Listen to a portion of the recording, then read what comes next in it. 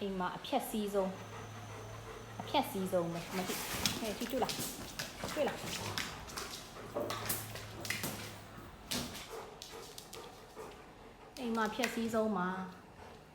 အိမ်မှာဖြက်စီးဆုံးမှာမကြည့်အကုန်ဖြက်စီးတာလေအဖြက်စီးဆုံးကျန်လှုပ်ထားကြအရင်ဖြက်စီးရနော်ပန်းမောပြီလားတကယ်မောသွားပြီလားဖြက်စီးတာဆိုတာတောင်းရမ်းတာကြည့်တွေ့လားပြောလို့ပြောလို့ပို့လောက်တာပြောလို့ပို့လောက်ပြကြအေးနင်အဖွာလာရင်နော်